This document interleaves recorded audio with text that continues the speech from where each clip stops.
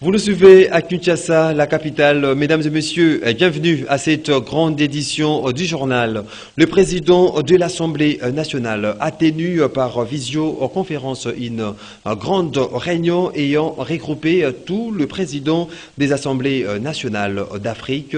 Occasion pour Christophe Mbosso Kodia Apwanga de demander à ses pairs de mener un plaidoyer auprès de leurs chefs d'État et de gouvernement respectifs en vue d'obtenir la condamnation sans équivoque de l'agression de la RDC par le Rwanda. Autre détail dans cet élément de Gisèle Olivier Toko.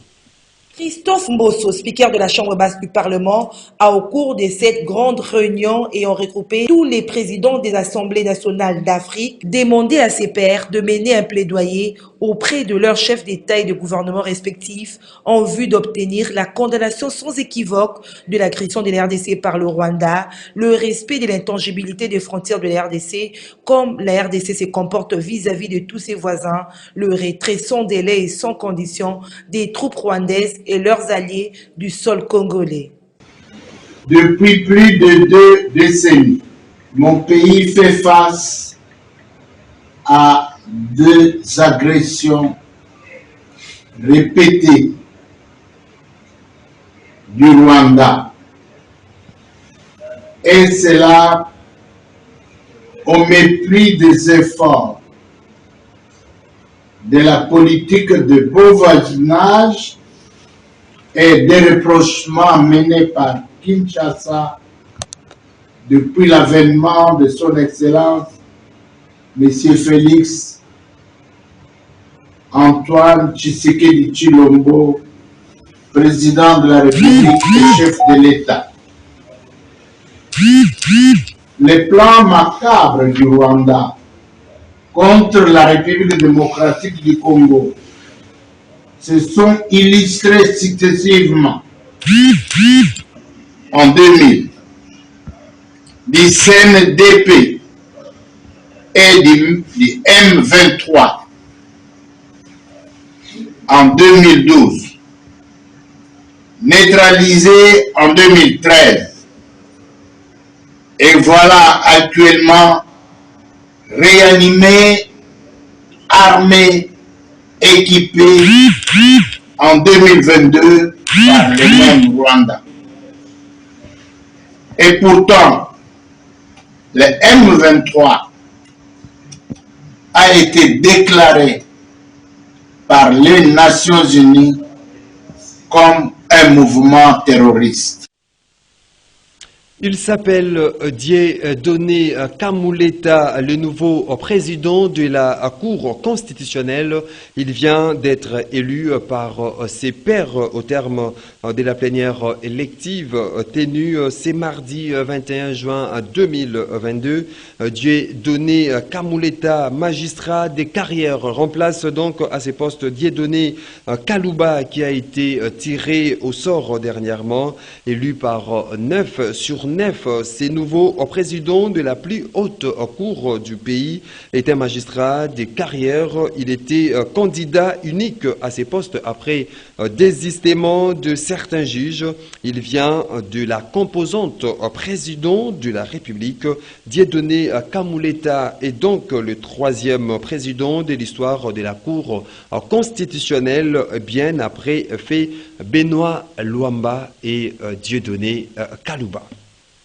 Les derniers hommages à Patrice Emery Lumumba à Bruxelles. Après les officiels belges et congolais lundi, ces jours, le tour de la diaspora congolaise, d'abord à l'ambassade de la République démocratique du Congo en Belgique, puis à la place métro porte Namur, baptisée place Lumumba. Il y a eu des hommages populaires. Suivez cet élément de Gisèle Olivier Toko.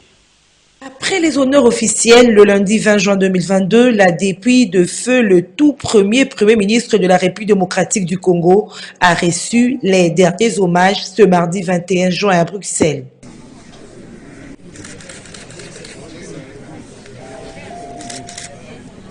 La cérémonie organisée dans l'enceinte de l'ambassade de la RDC à Bruxelles a été marquée notamment par le mot des circonstances prononcé par le Premier ministre. Jean-Michel Samalou Kondé a eu de mots justes pour rappeler le combat de Lumumba, un combat pour la souveraineté de tout un peuple et qui doit être porté par tous les Congolais.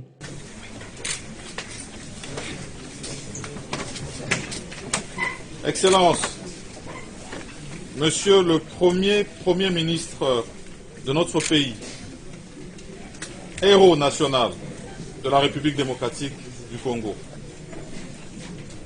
l'heure est arrivée de vous conduire à la place. Après cette étape, la dépouille a été ramenée à la place Patrice Lumumba située au métro Port-Namur pour les honneurs populaires. Ce site a été baptisé par la commune d'Ixelles depuis le 20 novembre 2018.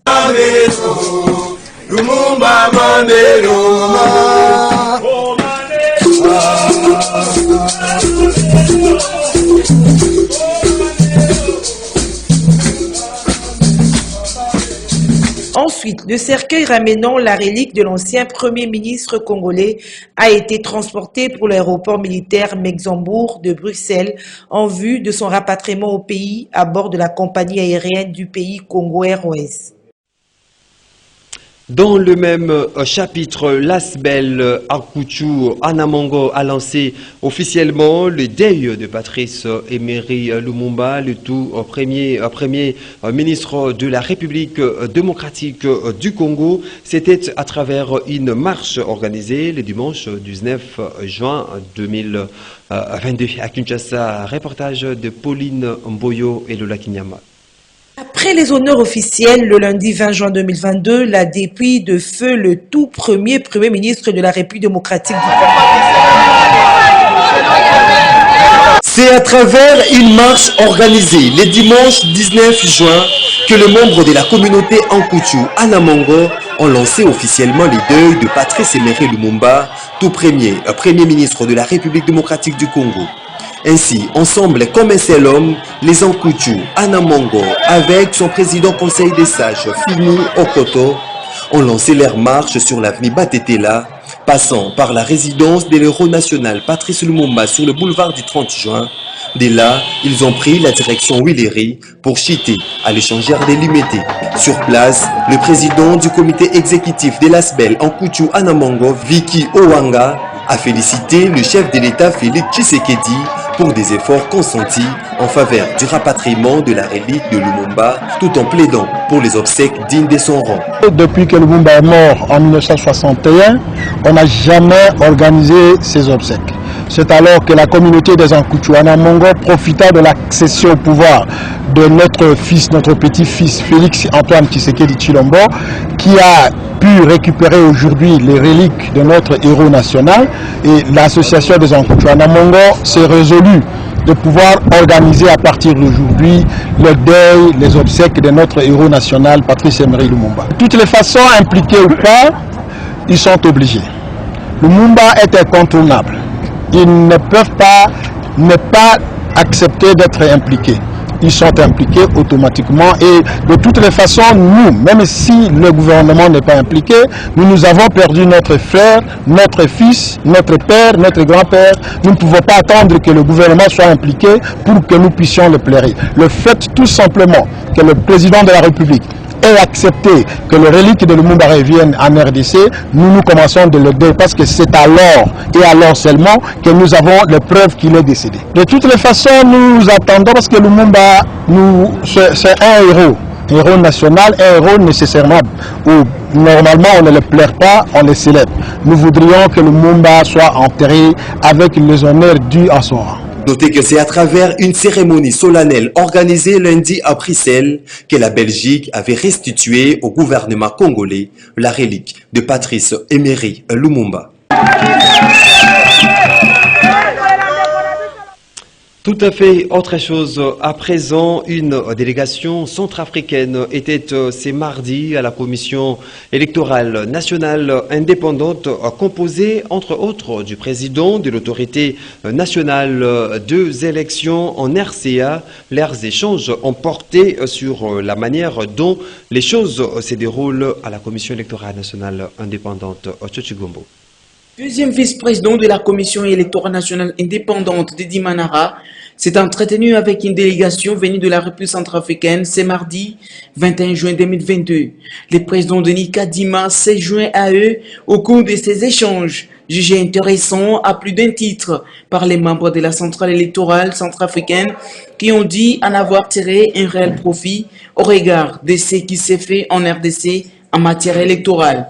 Cette délégation était composée de 4 membres, Bruno Yapandé, ministre en charge de l'administration du territoire et la décentralisation en Centrafrique, Mathias Barouba, président de l'autorité nationale des élections en RCA, Laurent Roudouassingwa, représentant résident AI du PNUD, Arsène Bangouidi, directeur de la division électorale de la MINISCA. L'accès à l'information favorise l'appropriation électorale. Elle favorise aussi la transparence des élections, mais finalement, ça favorise le fait que les élections soient adhésives et que les institutions issues de ces élections soient légitimes. Et donc, il est important que, lors de la mise en œuvre des opérations électorales, que l'information soit partagée. La CENI a bien conscience de cette obligation du partage d'informations ou de l'accès citoyen à l'information électorale. Pourquoi? Parce que déjà, lorsque nous commençons, la CENI, sous l'égide du président Denis Kadima, Kazadi, a pensé qu'il était nécessaire d'avoir un plan stratégique. Nous avons eu à élaborer un plan stratégique avec 5 axes principaux. Et parmi ces axes, vous vous en douterez, il y a l'axe de l'ouverture aux parties prenantes pour qu'on ait des élections qui soient réellement transparentes et crédibles. Et cette ouverture aux parties prenantes se fait à travers plusieurs mécanismes. La vice-premier ministre, ministre de l'Environnement et Développement durable, a reçu en audience le chef de division adjoint de la coopération allemande dans le cadre des préparatifs de la 27e conférence des États parties de la Convention des Nations Unies sur les changements climatiques qui se tiendra au cœur capitale égyptienne du 7 au 18 novembre 2022. Autre détail dans ces reportages de Doudou Omotiri. Du 7 au 18 novembre 2022, se tient en Égypte la 27e conférence des États parties de la Convention cadre des Nations Unies sur le changement climatique et la République du Congo qui co-organise ces grands événements sous équipe de travaux préparatoires. C'est dans ces cadres que son Excellence F. Bazaï Mamassoudi, VPM de l'environnement et du développement durable, a échangé ce lundi 20 juin 2022 avec M. Lars Gerrit Lehmann, chef de division adjoint de la coopération allemande en République du Congo. Et vous savez que le domaine de l'environnement, ça c'est un des piliers de notre coopération avec la République démocratique du Congo. Et on a parlé de l'état actuel en général et en particulier pour la préparation de COP27 au Caire. Et pour nous, le COP, ça c'est un des événements les plus importants de cette année pour le climat mondial. Et voilà, comme son Excellence Monsieur le Président Tshisekedi a dit, le Congo, ça c'est un pays solution dans ces métiers. Donc ça c'est un événement très important pour le climat mondial. Les gouvernements de la République et les bancs syndicales poursuivent les travaux à Bibois sur l'harmonisation salariale et alignement à la prime de risque de médecins et pro-santé. Regardez. Alors que la clôture était initialement prévue pour le 20 juin 2022, les travaux de l'atelier de l'harmonisation de l'enveloppe salariale et de l'alignement à la prime des risques de médecins ainsi que d'autres professionnels de santé se poursuivent dans un bon climat au quartier Bibois dans la commune de Lancélé à Kinshasa. Jusqu'à preuve du contraire, les experts du gouvernement et les délégués syndicaux du secteur de la santé évoluent dans un dialogue sincère et transparent dans le cadre de la commission interministérielle permanente. L'idéal étant de contribuer significativement au renforcement du système national de santé en RDC dans la perspective de l'accélération de progrès vers la couverture santé universelle, vision chère au chef de l'État. Toutes les sous-commissions travaillent dans l'objectif d'examiner les différents problèmes afin d'aboutir à un bon résultat, apporte Moutamba Mpoyo, membre de la coordination de l'activité. Depuis que nous sommes venus ici, nous avons commencé le travail sur l'alignement et l'alignement nous a envoyé dans la vérification de la base de données du ministère de la Santé sur les non payés, et dans chacune des sous-commissions nous avons travaillé sur ça. Le travail avance normalement et souvent ce qui a été oublié ou les quelques agents qui ont été oubliés, nous sommes en train de les récupérer pour que nous ayons le plus d'agents possible qui puissent figurer comme étant non payés, de façon à ce qu'ils aient la chance d'être payés. La deuxième phase qui nous a été demandée, c'est que nous devons nous occuper aussi des nouvelles unités pour qu'elles soient programmées à devenir admises sous statut. Ça veut dire qu'elles obtiennent le numéro matricule. Il n'y a pas que ça. L'autre phase qui nous a aussi été demandée de faire, c'est que nous devons faire la titularisation. Tous les ministères de l'administration publique ont déjà titularisé leurs agents. Mais chez nous, à la santé, ça n'avait pas encore été fait. Et à cette occasion, les agents qui avaient été commissionnés antérieurement et qui ont travaillé pendant autant d'années à des grades supérieurs pendant qu'ils continuent à avoir des arrêtés des grades inférieurs, c'est tous ces agents-là, cette fois-ci, vont avoir l'occasion d'être considérés à leur grade réel par la titularisation. Signalons que cet atelier d'harmonisation avec la commission interministérielle regroupe les experts du ministère de la Santé publique, Hygiène et Prévention, du budget, de la fonction publique et des finances. Les manifestations au soutien aux forces armées de la République démocratique du Congo face à l'agression rwandaise ne faiblissent pas. À Kinshasa, la fondation Nguzazi, une structure du mouvement de libération du Congo MLC, a organisé une marche pacifique allant du rond-point à Kipuanza jusqu'au boulevard Triomphal. Georges Libengue. Dire non à l'agression de la RDC par le Rwanda, tel est le but de cette marche organisée ce samedi par les membres de la Fondation Nguizani, une structure du mouvement de libération du Congo. Cette marche de soutien aux forces loyalistes partie du rond-point Kipuanza, passant par le boulevard Triomphal, a eu comme point de chute le palais du peuple. Autorité de l'Enabiso Yamoka. Il a lancé directement message à notre aîné, Yaya Nabiso, Papa Nabiso, Jean-Pierre Bemba. Papa, il y a dans quelques minutes. Mboso Kodia a causé la lundi na Tongo. Tout le monde va partir à poser, mais nous sommes tindi baspachés. C'est le Kabila Kalami qui a dans Nzela, il y a ma collègue à Nzela. Donc c'est pour tout le monde, grand cause, il n'y a pas hier. ML5, on déjà annonce. Mais tu as dit comment il y a moko. Il a plein de front. Bazali mibali ya kende mibali ya makasi. Yango bazali kuna biso pa to kutu kozonga simate. Yango to yeto bana bango ke longoni ya bale mate. Biso to za simate to soutenir bango. Ya mokelo biso to kokoka ne yango to soutenir bango. Ngai komo na ngezali mama Sangwisani nazali moko ya MLC mais nazali la fondation Fomec. Nazali ko représenter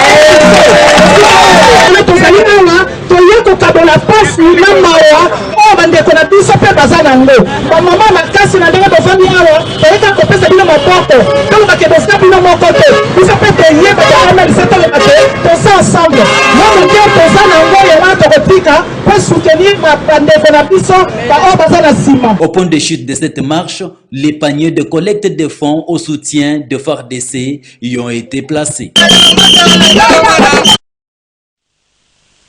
Fin de cette édition du journal. Mesdames et messieurs, merci à vous de l'avoir suivi.